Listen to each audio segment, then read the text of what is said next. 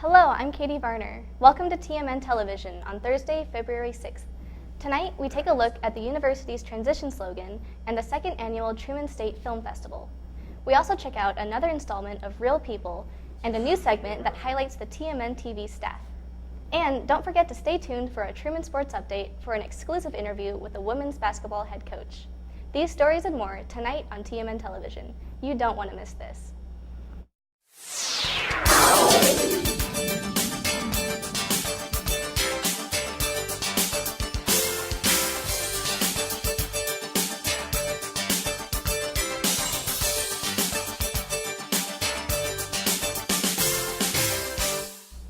Early in 2019, Truman State University began the rebranding process and hired SME Marketing to help lead the project. There have been focus groups created to see what kind of message Truman wants to articulate to potential students, current staff, and stakeholders. These focus groups were conducted early this past December. The rebranding campaign will be launched on campus on March 4th and then later to the public. There are some aspects of the project that are already available, such as the lack of the Pursue tagline. In large letters on the front of the new viewbook, it says, "Exceptionally Unconventional." Tiana Lang, Vice President for Enrollment Management and Marketing, says Truman is working on capturing what it knows its look and feel will be in the future through the photos and videos it takes this year. Things that people will immediately notice change include campus flags, signage, car magnets, admissions tablecloths, and more, with emphasis being placed on items that directly impact recruitment first. During summer 2019, both the Student Union Building and Violet Hall received brand new energy-efficient chiller systems. This $850,000 project was carried out by the St. Louis-based energy company Ameren and was a welcome change for students and faculty alike who had experienced the lack of climate control in these buildings during the warmer months. According to University Comptroller Mike Garazanelli, the chillers in both buildings were notorious for breaking down frequently, to the point where it made more sense to completely replace the system rather than try and repair it. The chiller system works to keep buildings comfortable by cooling and circulating water throughout the building to chill machinery and air ducts. These chiller systems are all present in every building and are all interconnected, so when the Violet and Student Union chiller systems would fail, every other building would have to work twice as hard at maintaining a comfortable temperature, leading to temperatures on campus being hotter than normal. The university and Ameren predict that by replacing two of the systems with new, efficient ones, all buildings on campus will be cooler as the weather grows warmer. Students who transfer to Truman State University have reported issues with communication with the university throughout the process. One student reported not receiving a confirmation email after applying, even though the Office of Admissions stated that all students applying online should receive one. Other students have reported issues with the transfer advising process. Transfer students work with both a transfer advisor and their regular department academic advisor during the first semester at Truman. After the first semester, the student is no longer required to meet with their transfer advisor. Some transfer students have reported having confusion as to who they should be in contact with for specific questions, and others reported wanting more communication with their advisors. Rachel Nielsen, the transfer coordinator in the Office of Admissions, says there is always room for improvement in communication, and the university is planning some specific changes this semester. She says there will be an orientation event that is more focused on the needs of transfer students, and the Office of Admissions will work to improve their marketing and timeliness in communicating with prospective transfers. Nielsen says the Office of Admissions is working to make Truman a more transfer-friendly institution. Truman is hosting its second annual film festival this spring. Here's me, Katie Varner, with the story. The second Truman State University Film Festival will be held this year on April 18th at 1 p.m. in the Baldwin Hall Auditorium. The festival is held by the film festival class offered at Truman, who promote, organize, and run the event. It's really organized. We keep each other on track as best we can. It's mostly a loose gathering of students that are in the class. We circle up and we talk about what our mission is, what we need to do, and we break it down in sort of manageable bits and pieces, and we try to get done as much as we can every class and every week. I guess I'm just really excited to see all the amazing films that people are going to make. I have never actually attended a film festival before, much less worked directly to make one, so just seeing the finished product is going to be really amazing by itself to me. The deadline for film submissions is February 29th, with a flat fee of $10 or $5 for high school students. Admission to the film festival is free. Next up, we have our Truman weather forecast with Shane Anspaugh. Stay tuned after the break for a Truman Sports update and an interview with women's basketball head coach Theo Dean. I'll never forget the day our landlord called and said, "Read your lease. No pets allowed." My owner tells him my dog ate the lease, but that didn't work. And now I'm stuck in a shelter. But this pit bull is ready for a new crib. I'm loving, loyal, and play well with others. So don't be intimidated by all my muscles, because the biggest one I have is my heart. That's right, I said it.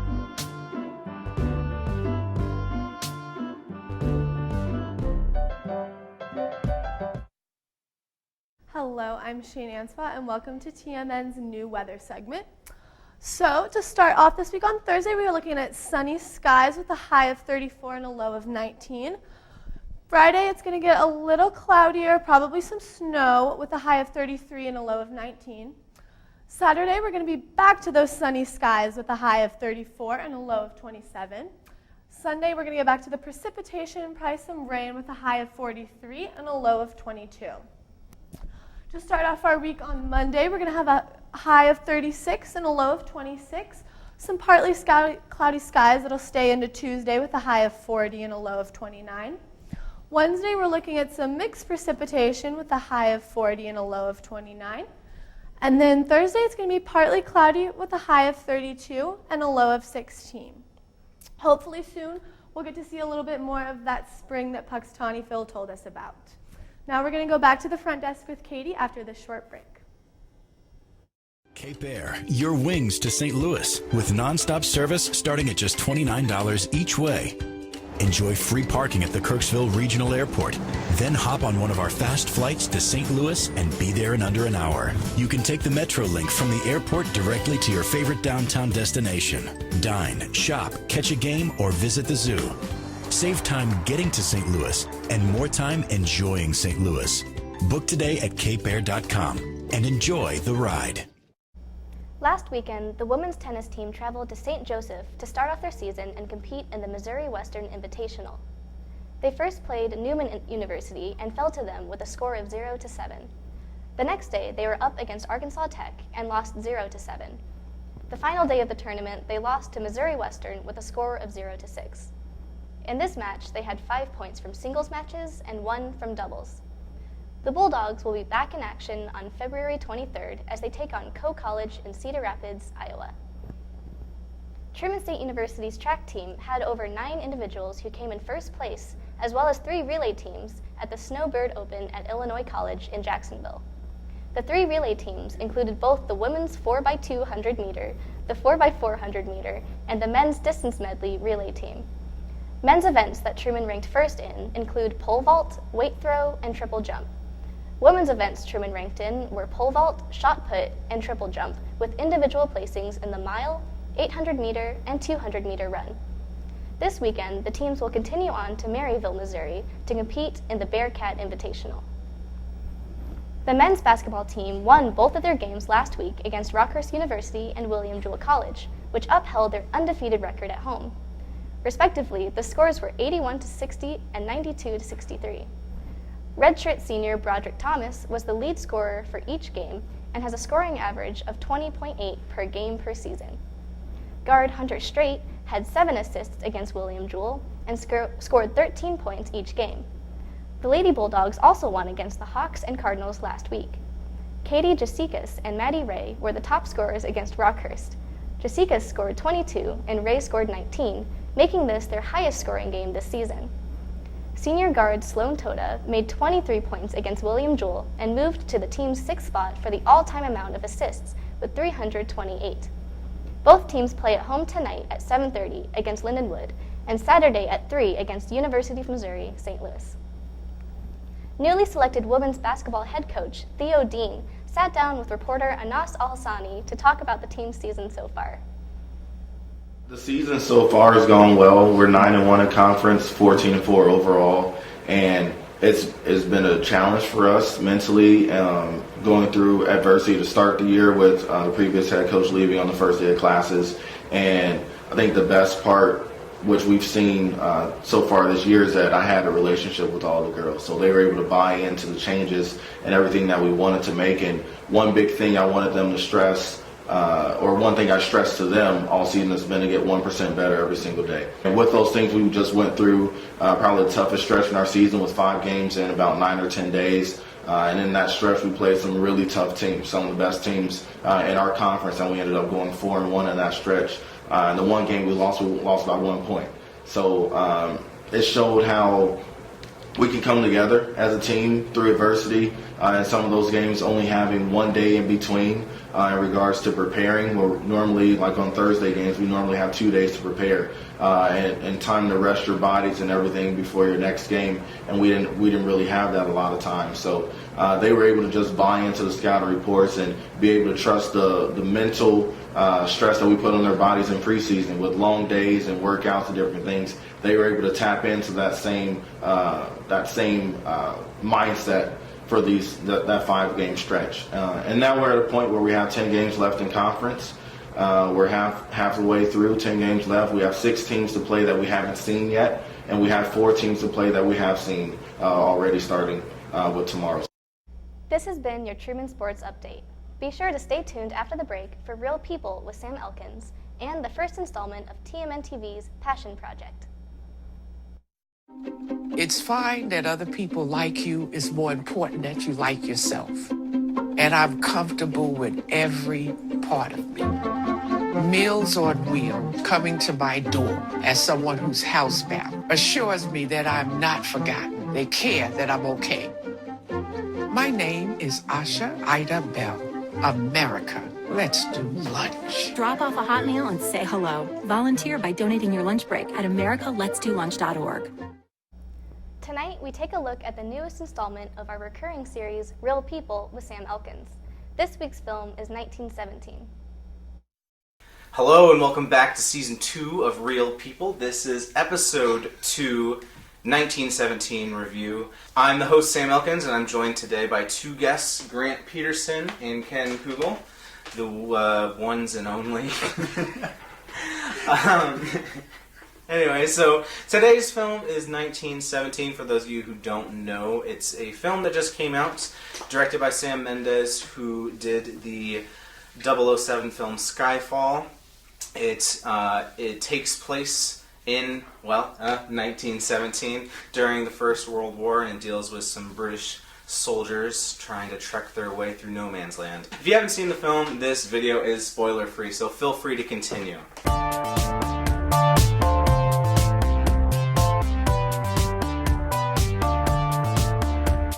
Alright, so initial thoughts coming right out of the movie. What'd you guys think of that?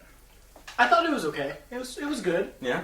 You know? For me, I didn't totally like the story, but this, thematic, scenery, and, it really got into, what was happening during that war. And that was so cool to me, how they really portrayed it so accurately. Yeah, the cinematic elements of the film were outstanding. The filmmaking overall was very well done.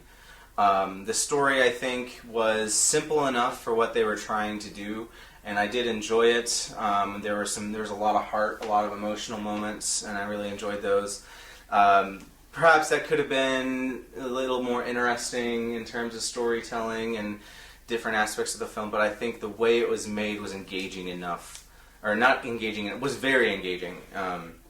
I think that was very effective. Yeah, the whole continuous, it felt like one continuous scene, which was, I'd never actually seen in a movie before. I have and didn't notice it. Yeah. I think kind of going into the movie, knowing that it was going to be shot like that, it made me kind of look for places where they may have paused to take a break or things like that. So. Yeah, I was looking for that as well. Yeah. The acting was really well done, of course, across the board. I was really surprised that they had some of those heavy hitters as the very, very supporting roles. Mm-hmm. You had Benedict Cumberbatch just at the end, and I thought that was really, really interesting that they did that. But it let the 2 main actors really shine throughout the movie. So, final thoughts. Like I said, very straightforward film, very engaging, very cinematic, very exciting to watch. It's definitely an experience. of a film, and I definitely recommend watching it if you love just movie making or just watching films. Official Real People score. This is a 3 out of 5. This season is going to be a little different, so stay tuned. We got a long slate of movies ahead. That's all the time we have today for Real People Season 2, Episode 2. Thank you so much for watching. Stay tuned next week for another episode. And peace.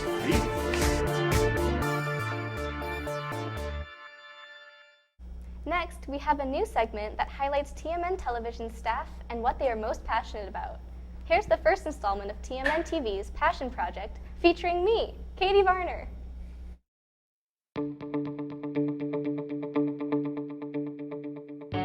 I would say my passion is making things with my hands, like crafting, digital things like animations and drawings, gifts for my friends. Really, it's just just making things for other people in a way to like try out new techniques. It's really cool. I guess maybe starting back in the macaroni necklace days of like grade school.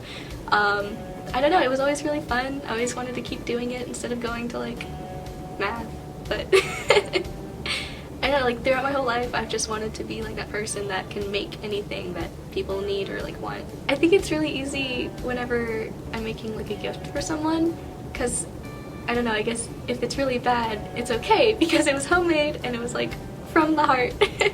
But I don't know, like this is cheesy, but like something I want out of life is just to be able to like try new things always, and so it's like a really nice excuse to just be like, oh, I don't know how to play the ukulele, I'm gonna do that so I can make a song for my friend. Or like, oh, I've never sewn before, but gonna try it now. I guess because I'm like passionate about it, it's led me to be able to like do cool things that I never thought I would do before. Like, my most recent thing is I'm learning how to play the ocarina, so that's fun. It's made me a better baker somewhat. I embroider now, I kind of sew now, paint, sculpt. I do slight like woodworking, so I don't know, just fun to try new things. I think everyone should do it. Thank you for tuning in with us tonight. For complete news coverage, be sure to stay tuned to KTRM, pick up a copy of the Index, and look at Detours Magazine's latest adventure online. Don't forget to also check out our news content on tmn.truman.edu. You can also follow TMN on Facebook and Twitter for breaking news updates.